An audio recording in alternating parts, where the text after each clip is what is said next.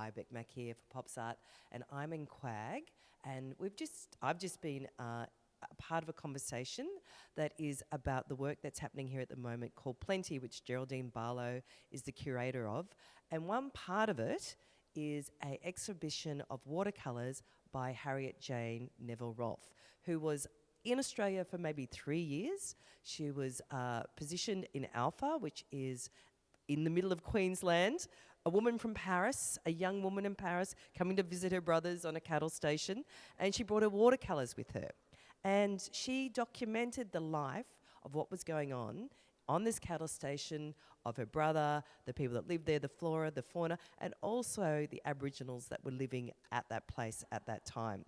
Now, I'm with Vernon Ah Kee. He was part of the conversation with Luke Roberts today, reflecting on their own personal experiences of their lives in reference to this work and where we are today as Australians. Vernon, this is a place that you thought would be great to start. Can you talk us through why this is a really, I guess, good landing point to consider Harriet's work?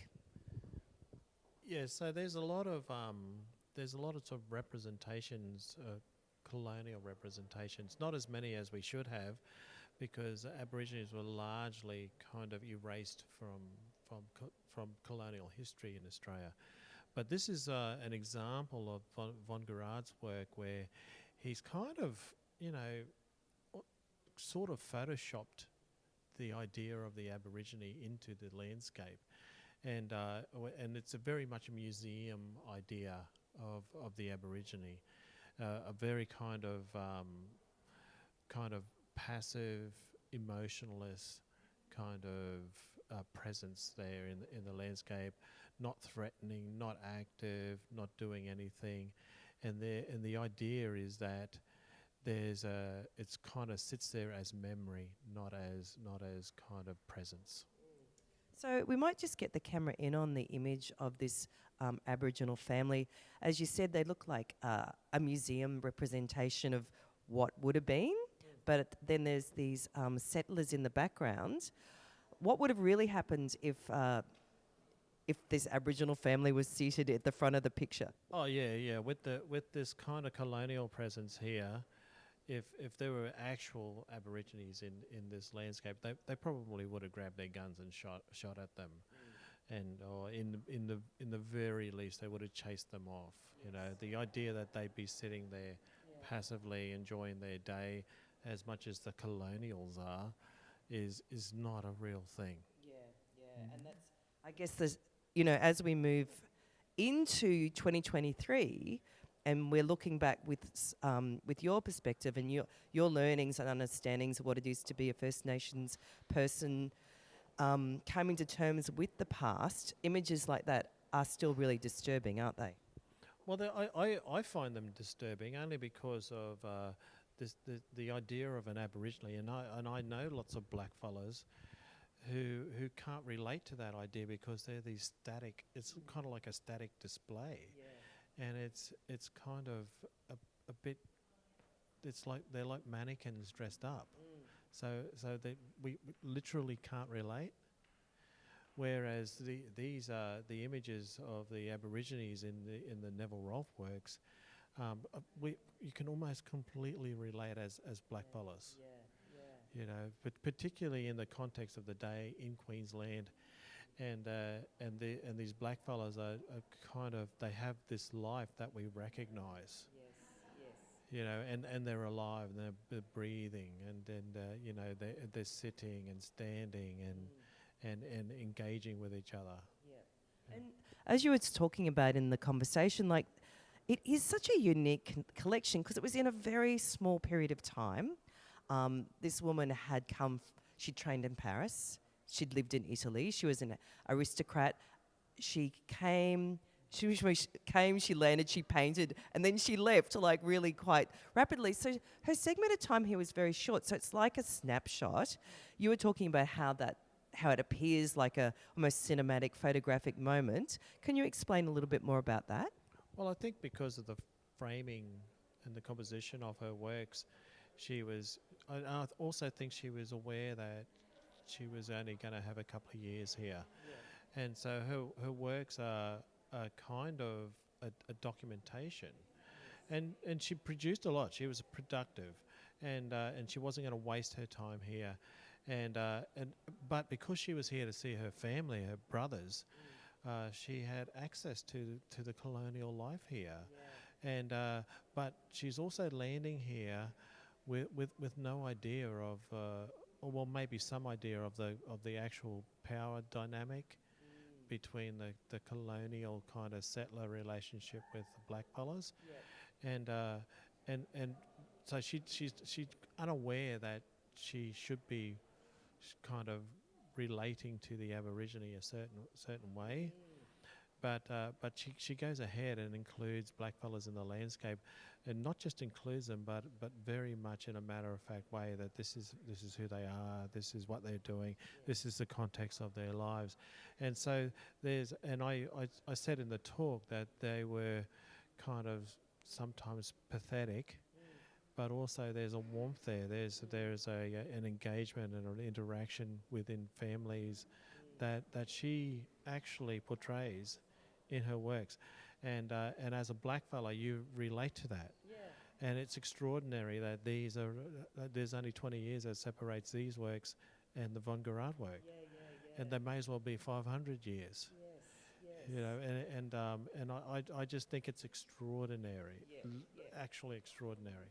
Let's have a look at this one over here. This is in the talk, like that was the family. They're actually really small. Like, you know, I have seen the work before, but they're so fragile. I can't believe they still exist, to be honest. I mean, watercolour on paper done in the 1800s. And this one, it looks like a woman.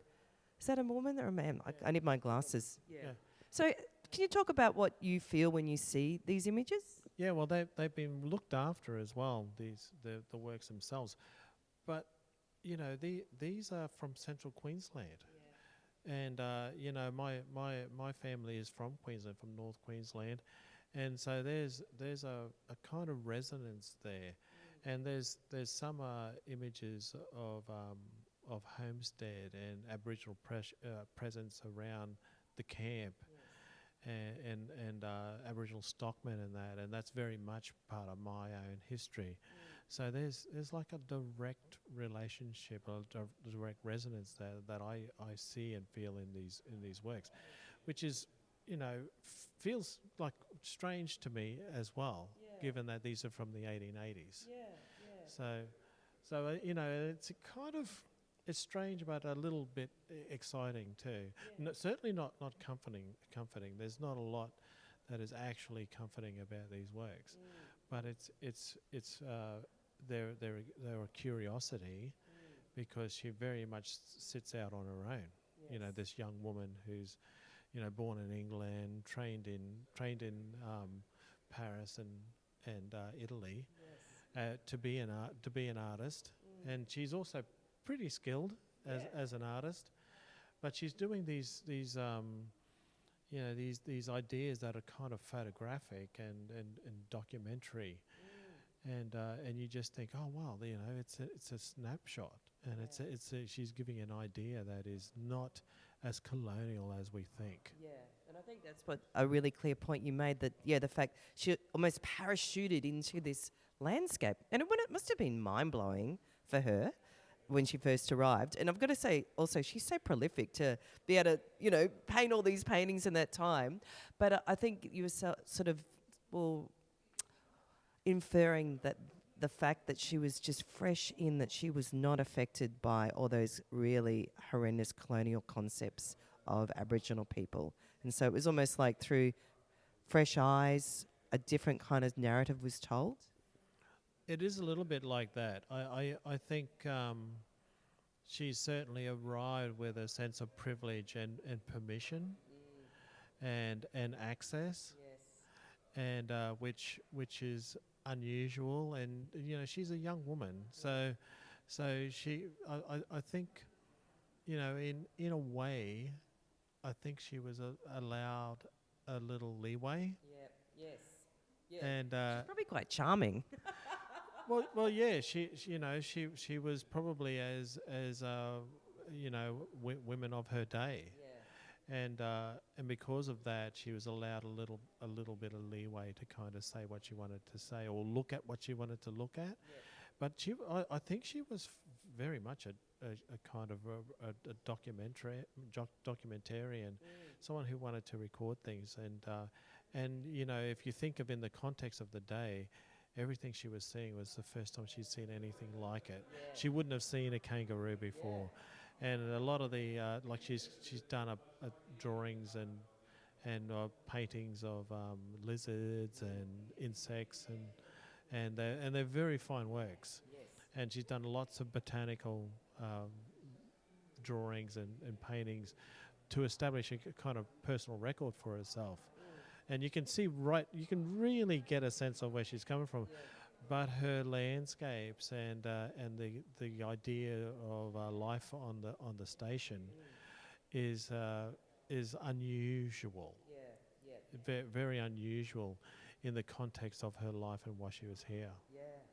And just finally, like Geraldine Barlow's done this really powerful juxtaposition of this work next to the bequeathed Murray-Prior collection, 10 of 12 paintings that are in the next room. That's where we started. And, you know, with the understanding that he was the founder of the Queensland Art Gallery, but at the same time he has historically been recorded to be part of the Frontier Wars and, in fact, massacres of first Aboriginal people. What's that feel to you, and what do you see within that, and why is that so important to be acknowledged? Well, I'm always interested in the relationship that this country has with blackfellas, but particularly Queensland. I mean, it's where I am, it's where I was born, it's who I am. But this kind of dynamic that is kind of well, it's steeped in racism, of course, but it's also there's a willful forgetting that is very clear, but also the level of denial that Queensland maintains over its history is extraordinary to me. I'm often dumbfounded by it, and guilt has no role in it. No. It's just that the level of denial kind of overrides any kind of sense of guilt, and you see that often, actually. It's like we haven't even got to the point of guilt because we haven't even acknowledged. Yeah, you know, and I kind of often feel like I have to keep on repeating myself over and over again because nothing seems to hit home. But that's very clear, and this kind of exhibition here, mind you, it's extraordinary that it's happening at QAG, given QAG's history and kind of legacy and heritage. But this is a kind of exhibition that raises all those complexities, and invites people to kind of tease out, little bits and pieces, and I find that kind of interesting, but a little bit exciting too, that new conversations are kind of going to be landing on the ground here. Absolutely. And I think that's why, for me personally, I'm really wanting to be involved in this conversation because there is complexity and there is a dark past historical massacre of people, Aboriginal people, that as you said, we're still in denial of. And there's opportunities now to have those conversations and actually be honest about it. But everyone has to be brave enough to do it. And it still feels there's this sort of like, oh, let's put that back. We don't need to know that. We don't need to understand that, but we really do. Well, yeah. I mean, you have to know yourself if you're going to kind of understand how we're going to move forward. And I think that's true of everybody. But we're also, we're all in this game together, and we're all complicit, whether we think we are or not. Absolutely we are. As I said in the talk, if we accept Aboriginal absence in any part of this land, then that makes us completely complicit. In this process of forgetting and denial. So we all have to be in this game. There's no other way, and there's no shortcuts either. So. Well, thank you so much, Vernon. It's a conversation that's just started, And it's so amazing that we had this opportunity to hear both you and Luke talk today with Geraldine. And I appreciate, again, your insights, knowledge and wisdom. And thank you. Yeah, thank you.